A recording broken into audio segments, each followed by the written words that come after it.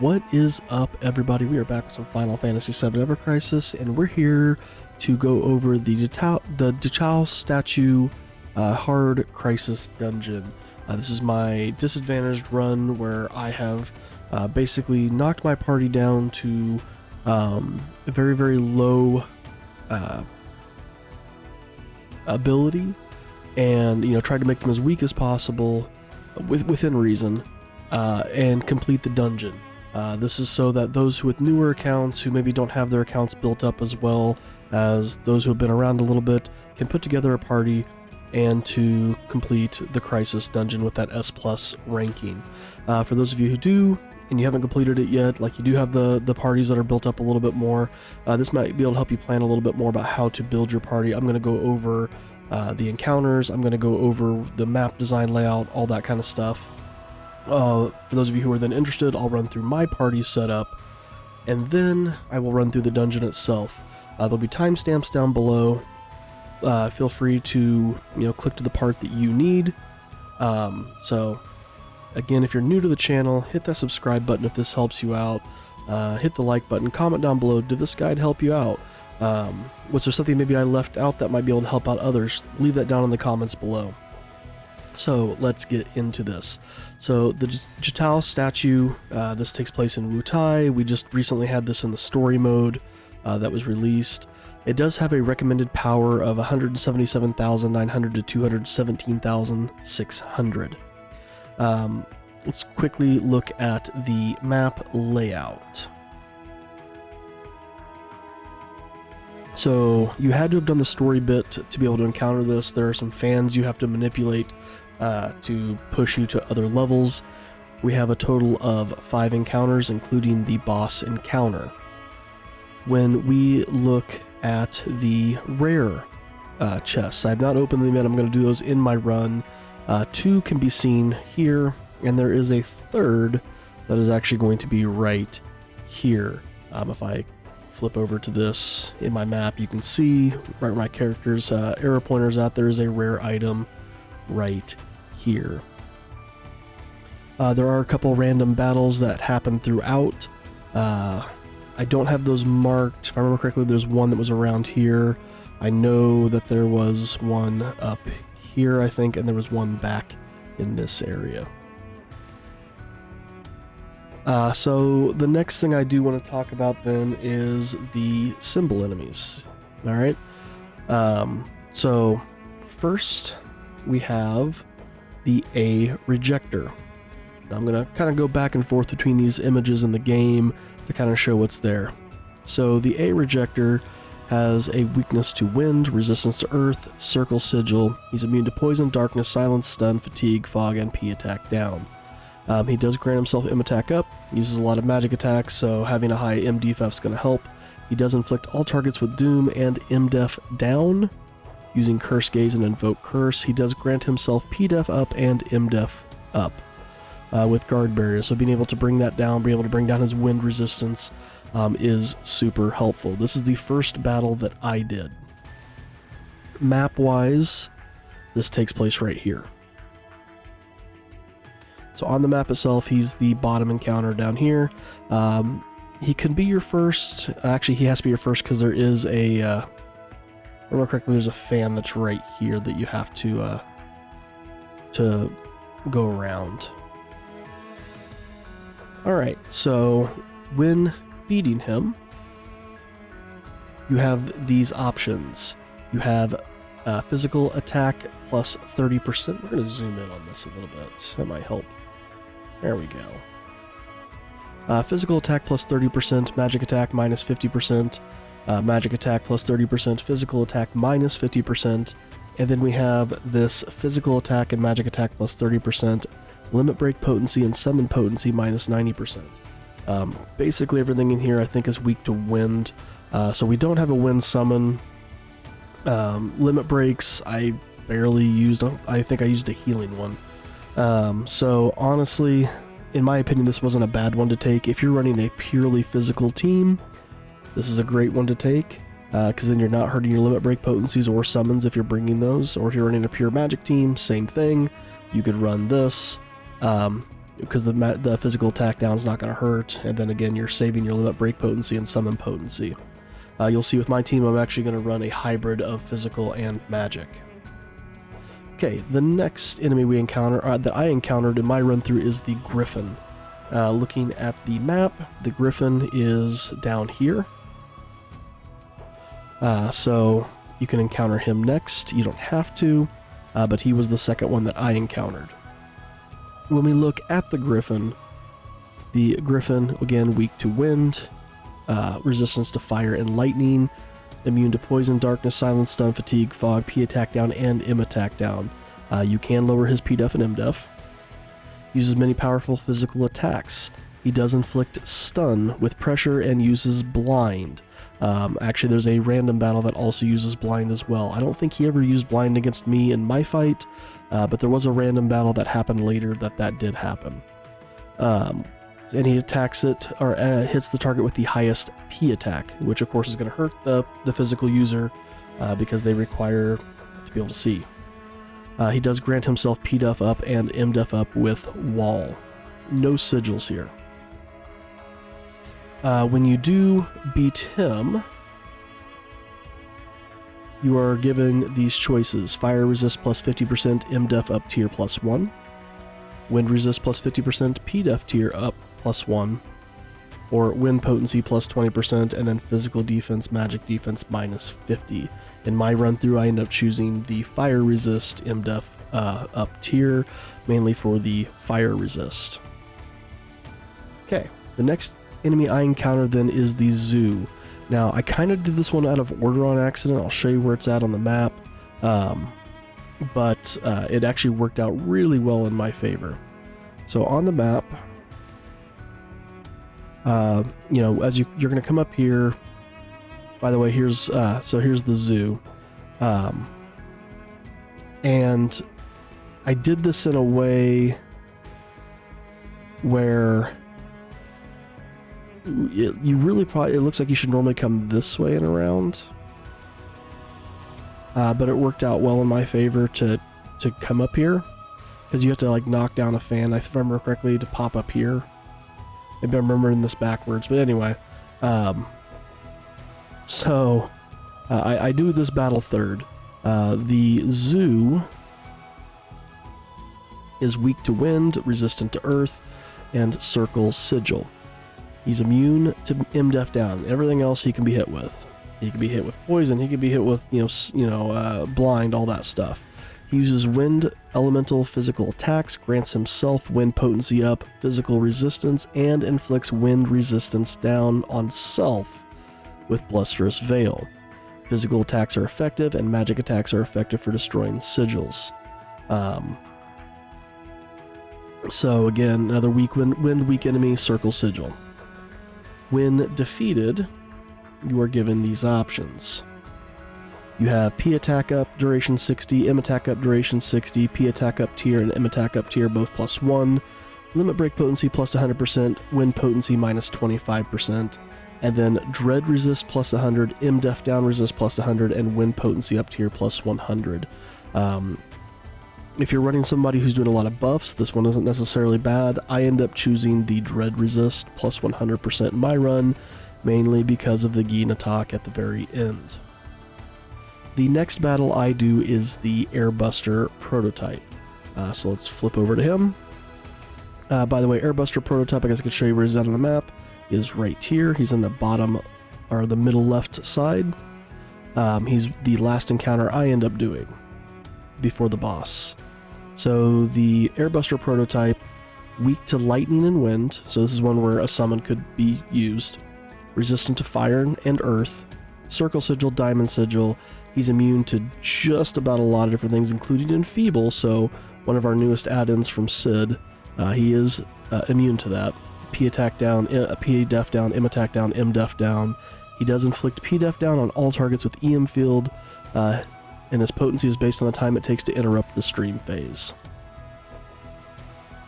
Upon defeating the Airbuster, you are given the choices of physical defense plus 60, healing potency plus 30, and then heal C ability minus 1, magic defense plus 60, heal potency plus 30, heal C ability -1, and then physical defense +60, magic defense +60, wind potency -30. I end up choosing the magic defense because, again, based on my previous knowledge, I remember the Ginatak being a magic-based enemy. So I chose this option because the only thing that changes between these two is whether you're taking physical defense or magic defense. And then that brings you to the final encounter with the Ginatak. Ginatak, we have weak to wind, resistance to fire, earth, and water, circle sigil. He's immune to just about everything.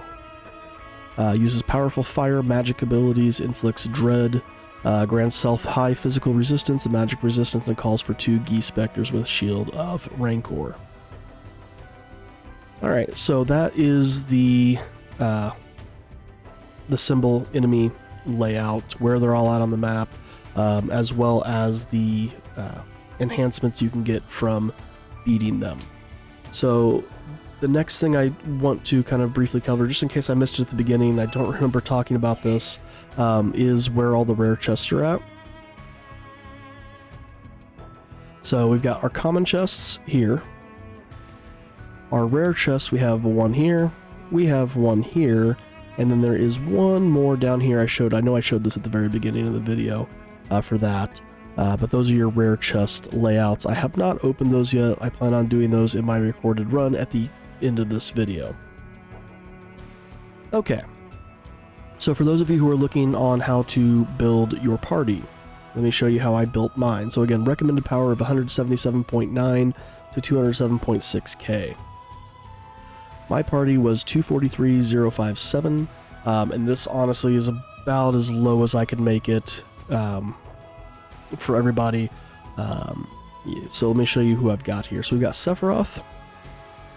Sephiroth is running his Wind Mastery gear, the Dark Harbinger, which gives him a boost 15 to HP, boost 10 to Wind Mastery. He has the Dark Heavens weapon, which is granting P attack and wind potency and does physical wind damage to a single enemy. He has the Genji Blade. This is just here for the R abilities. I will not, and well, the stats as well. I will not be using the ultimate ability at all throughout this. He has a Magic Shuriken in place for his offhand wind, or his sub-equipment. This is just here to boost attack and wind potency. Materia-wise, he just has a Rune Bow Circle Sigil. This pairs really well with the Dark Heavens, as it does grant a sigil boost to circle, as well as the enemies needing a circle sigil boost. So overall, his stats are here, almost just shy of 14k HP, 3.5 P attack, and 130 P def, 127 M def. When we look at his stats, or R ability stats, HP of level 3, Wind Mastery, P attack of 5, Wind Potency of 6, boost ability potency of 3. He does have the Interruption Mastery, and then the boost attack of 3. He's also just using his Heliacal Rising as his limit break, and I don't think I'm going to be using it at all in this run. I don't think I used it in my original run.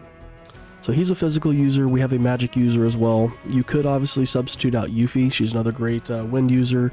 I opted not to use her because of how I built Aerith. So Cloud is going to be using his Wind Potency Holiday outfit and Wind Strike Arcanum. He has his Holiday Blade to boost M attack and Wind Potency. Again, has his ultimate weapon, but this is just for the R abilities. I will not be using the actual ability itself. Sub-equipment wise, we have the Pulse Gun to boost attack and Wind Potency. He does have a Circle Runra. Again, this is just for sigil breaking. When we look at his stats, HP 9.5k, M attack is 3.4k, we have a 171 to P def and 141 to M def. He is just using his Clim Hazard Limit Break, which I used once in my original run. I probably will not be using it in this recorded run. Looking at his R abilities, we have a Wind Potency of 7, Wind Strike Arcanum of 1, M attack of 5, boost ability 3, boost P def 3, and boost attack of 3. Finally, I'm going to be using Aerith. This is why I decided not to bring Yuffie, because the way I've built Aerith works really well with this. Yes, I could build Yuffie just for attacking only and not buff debuff, but this worked with Aerith. So if you want to bring a full physical team, you could bring Yuffie, or if you pulled for both her and Cloud in the winter event, you could use them both as a magic team. So I have Aerith wearing the Chimera dress. This was to boost heal and her buff debuff extension, because she is actually going to be debuffing. She has her Floral Wand, which is going to be lowering P-Def as well as wind resistance. Now, I do have this at OB8, so it is lowering the wind resistance high to high as well as P-Def mid to mid. Do note that her HP has to be 50% or more to decrease the wind potency. She does have her ultimate weapon, again, just using stats, not using it for the ability itself. Sub-equipment wise, I gave her nothing. She literally just has the one weapon. She does have a heal here in the 3rd slot. That is because the Floral Wand offers a all cure in that spot. So this is why I do not have a healing weapon on her, because she's going to be debuffing and healing using the materia. She does have her Healing Wind Limit Break. I do use that. I did that once in my original play. Looking at her stats, HP of 9.9, and then the other main stats we worry about P-Def for her are P-Def 116, M-Def 134, and heal of 2000. Looking at her R ability, she has a heal of 4, buff debuff extension, Arcanum basically 1, boost attack of 6, wind potency 4, and regen 4. Okay. So that is my team build. Again, we have a power rating of 243,000, when the recommended is 217. About the only way I could make this any lower would be to take off all the offhand weapons for the other 2 characters. But I do feel like this run went really well. So hopefully this gives you some ideas of how to build your team. Or again, if you're a newer player and you don't have a lot of equipment, you can see there are ways, other things that you can add in. When we look at different weapons here. So I'm going to go to our wind potency. Oh, I don't want the ones just for Cloud. I'm going to go to all. So wind potency. There's lots of weapons out there. We got the Magic Shuriken, we got the Diner Tray if you're looking for physical user or you're using Yuffie. We do have Tifa here with the boost P attack and wind potency with her motor drive. If you pulled for her limit break outfit, that's basically an all elemental mastery. This is great for that. You've got the Apocalypse, which raises attack and wind potency. The Falchion, which is a P attack and wind potency. The Shinra Military Sword, which again I could have put on Sephiroth if I wanted a second weapon. Not only does this boost P attack and wind potency, it also buffs his own wind attack. The wind damage. We've got the Winter Crest Blade, the Prism Rod, White Tree. If you were here for the Monster Hunter event, we have the Kate Sith weapon here. The Partisan for Sid, another Monster Hunter event weapon, Canyon Collar, Short Barrel, and then there's the Holiday Bell for Yuffie. So there's lots of wind weapons out there that you can use both to buff either your magic attack, your P attack, or just attack in general, or there was a couple that were HP. So lots of options out there. Alright. So I'm going to go ahead and do the dungeon run now. Like I said, this was an S+ ranking, so let's hope we can duplicate that.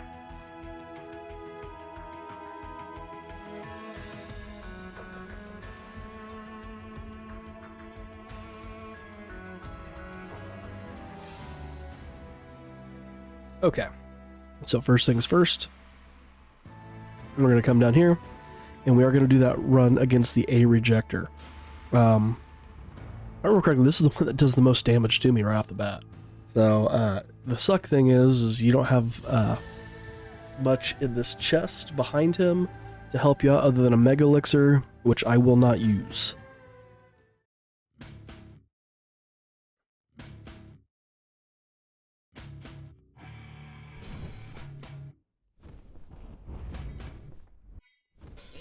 Alright, I am going to slow down speed here. He's going to use Doom right off the bat. We're going to try to get what little chip damage we can in really quickly. So we do need Aerith here to cast her Floral Flare, and we're just going to start whittling him down.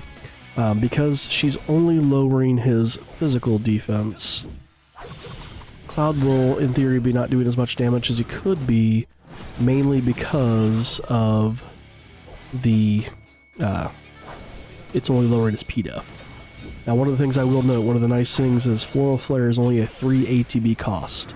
She can just pump that out very, very quickly.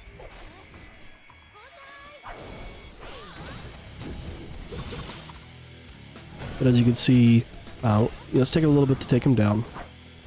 I did, in my first run, use a Clim Hazard here, just to see if I could kill him off before he would use his Invoke Curse, and I did not. So I'm just not going to use it here, because my goal is to kind of see if I can't run this without having to... I don't think we're going to kill him in time. Nope. Yeah, I was hoping we would be able to kill him before he did this, because we do take a big hit to our HP here. But Sephiroth should finish him off. There we go. Maybe if I had Sephiroth use his Ruin Blow.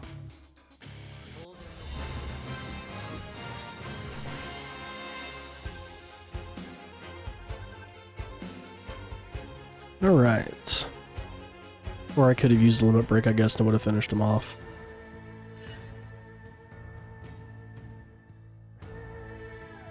Alright, here I'm going to be taking the physical attack and magic attack, because I do have a mixed team. If you were solely magic, you could take this one. If you were solely physical, you could take this one. And again, there's going to be a Mega Elixir in this box, which we will not be using. We're going to lower this. I'm going to come over here and grab this rare item, blue crystals plus 100, awesome. And we're going to come down here and do the Griffin battle.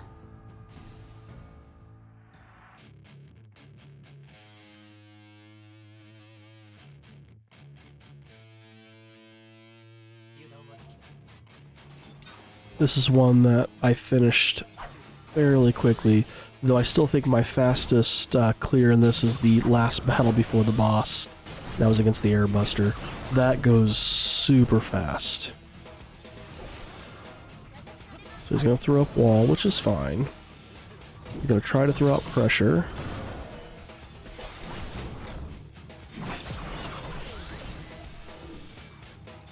Let's see if I can finish him off before he... Nope.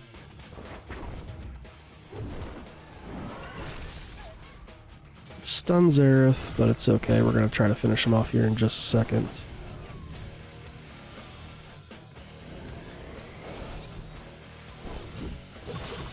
There we go.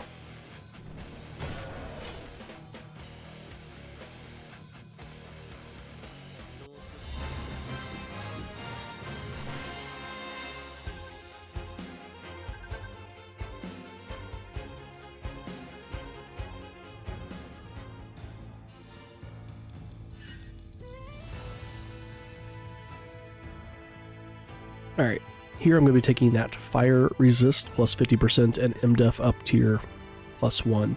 Even though the MDef up is not really going to mean anything, so I'm not going to be doing anything to raise my own MDef, the Fire Resist is more what I'm concerned about. Alright, so I'm going to come over here, grab this chest, get the Ether, and Arrow Cocktail, and as well as 4 supplements. I'm going to hold off on using the supplements as my HP really is not low enough to warrant that. So the next thing I do is I'm going to come over here, and I'm going to be doing the Zoo Battle. This should be the Zoo Battle, yep. So this is the next one I'm going to do. The Zoo can hit kind of hard, but we can finish him fairly quickly here. Probably going to need Aerith to heal herself.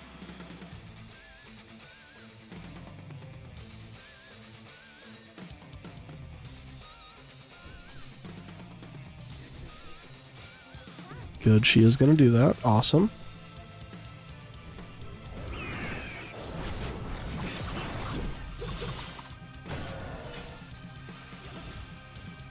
So she's going to heal again. It's probably really needed. We can... So the first time I ran this was Sephiroth who would get stunned. Yeah, she really needed that. Let's go ahead and use her healing limit break. He's going to put up Blusterous Veil, which is going to make him weak to wind.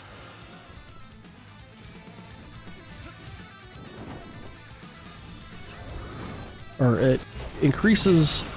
Yeah, so we're just going to actually break him down here.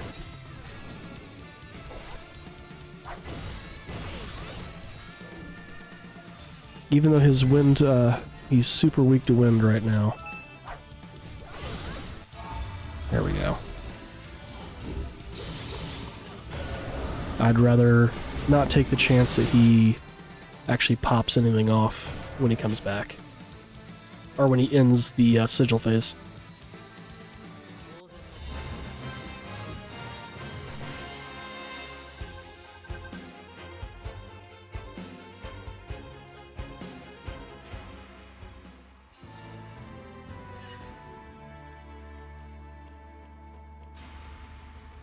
Alright, here I'm going to take the Dread Resist, MDef down, and Wind Potency up tiers.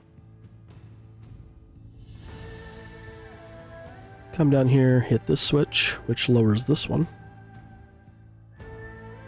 Which then will pop you up over here, which there is a rare chest, which I'm going to go grab. Again, there is a random battle that'll happen over here, if I remember correctly. And these are the ones that cast Blind.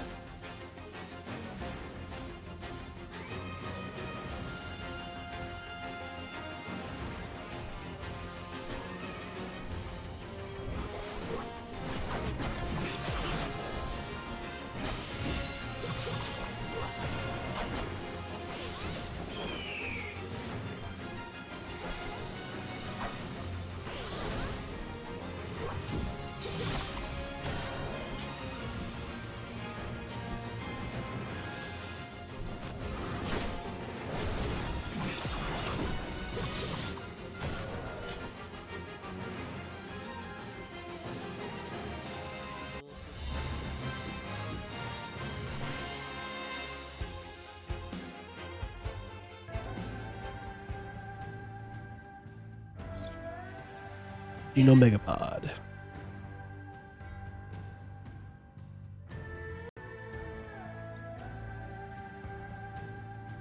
Come back down. And we're going to come over this way. Actually, let's go ahead and really quickly do this.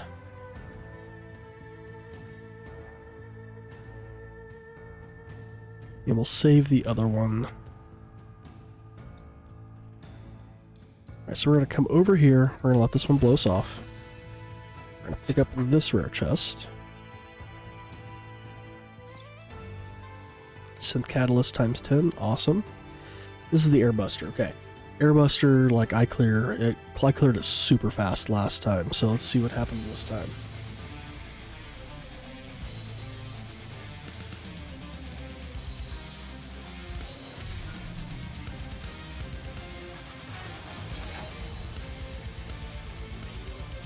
Grab Aerith, Floral, Cloud, Sephiroth.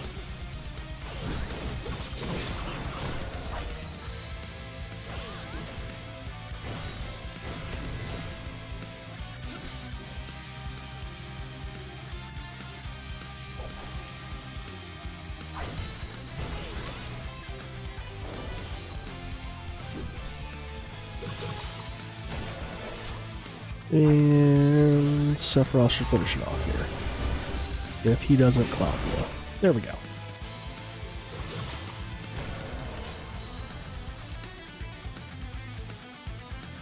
In comparisons to the other battles, that one was super fast. Or at least it feels super fast. Alright, and here I'm going to be taking the Magic Defense Healing Potency, so the middle one. Got one more chest up here.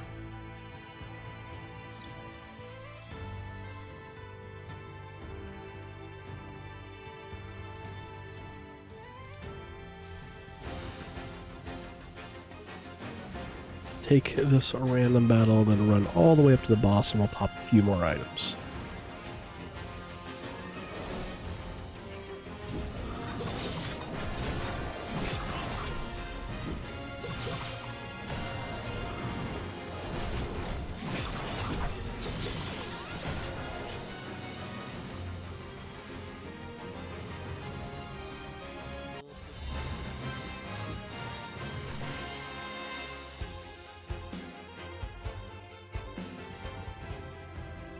Alright, and up we go.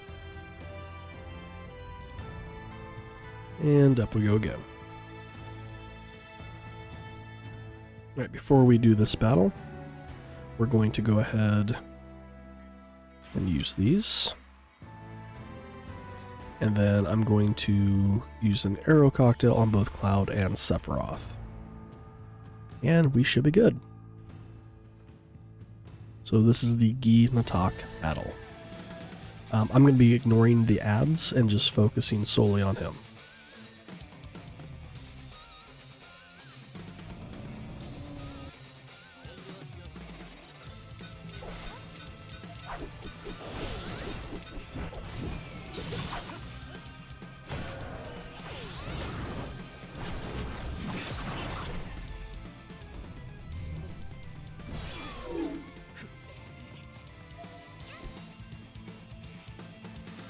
Alright, let's go ahead and do this to get our health back.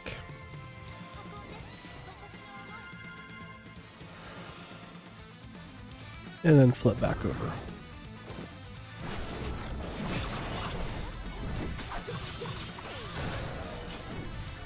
He's putting up that shield of Rancor, but again, as soon as our command gauge fills up, we'll knock that down very, very, very quickly.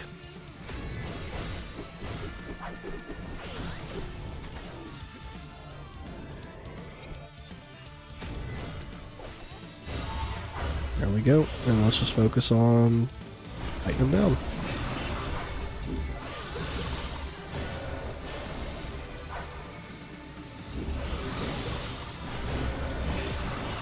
There we go.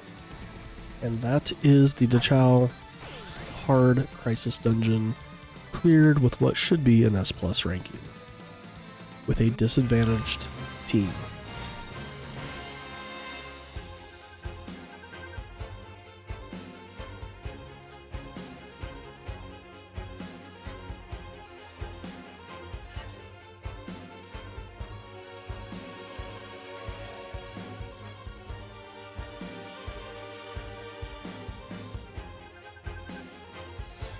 And there it is.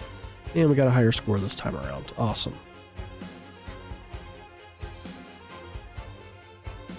So again, hopefully this video was able to help you out, guys. If it did, and you're not already subscribed, hit that subscribe button. Again, follow along with what we do here. We do a lot of Ever Crisis. We also do a lot of other RPG and other games as well. And hit that like button. Comment down below if the video was able to help you. If there was something that I missed and you want to add it in to help other people, that'd be great as well. Like I said, just leave that down in the comments. Thank you guys so much for watching. Next up will be the very hard event dungeon for the Da-Chao statue. Alright, we will see you in the next one.